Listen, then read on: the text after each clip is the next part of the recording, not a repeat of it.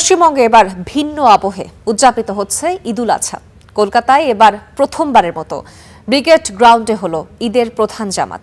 অন্যান্য জেলায় খোলা জায়গার পরিবর্তে মসজিদেই হয়েছে ঈদের নামাজ। গরু কোরবানি দেওয়া নিয়ে সরকারি বিধিনিষেধ থাকায় বিকল্প হিসেবে ছাগল ও দুম্বা কোরবানি দিয়েছেন পশ্চিমবঙ্গের মুসলিমরা।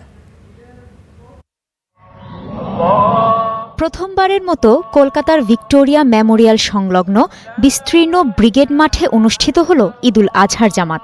এর আগে প্রতি বছরই ঐতিহ্যবাহী রেড রোডে ঈদের জামাত আয়োজন করা হতো। ব্রিগেড মাঠের জামাতে অংশ নেন হাজারো ধর্মপ্রাণ মুসলিমরা। জামাতকে কেন্দ্র করে নেওয়া হয় ব্যাপক প্রস্তুতি। মাঠ জুড়ে বসানো হয় শতাধিক লাউডস্পিকার, যাতে দূরবর্তী মুসলিমরাও খুতবা ও নামাজে অংশ নিতে পারেন। নিরাপত্তা ও শৃঙ্খলা রক্ষায় মাঠ জুড়ে মোতায়েন ছিল পুলিশের বিপুল সংখ্যক সদস্য। ট্রাফিক নিয়ন্ত্রণ ও মুসল্লিদের নির্বিঘ্ন যাতায়াতে কাজ করে খিলাফত কমিটির স্বেচ্ছাসেবকরা। মুসল্লিরা বলছেন, রেড রোড দীর্ঘদিনের আবেগ ও ঐতিহ্যের অংশ হলেও ব্রিগেড প্যারেড গ্রাউন্ডে সুন্দর ও সুশৃঙ্খল পরিবেশে ঈদের জামাত হয়েছে। যে এই পরিবেশ আমাকে খুব ভালো লাগছে। এই পদক্ষেপটা আমার কেন সকলের ভালো রাখা উচিত। बहुत अच्छा लगा और आवाम भी बहुत अच्छा चाह रहा है कि खुला जगह में वो अच्छा लग रहा पढ़ने में। इसमें बहुत खुशी है हम लोग को, नो प्रॉब्लम, इसमें कुछ नहीं। मेन क्या देखिए, नमाज पढ़ना है। পশ্চিমবঙ্গের অন্যান্য জেলায়ও ঈদ উদযাপিত হচ্ছে।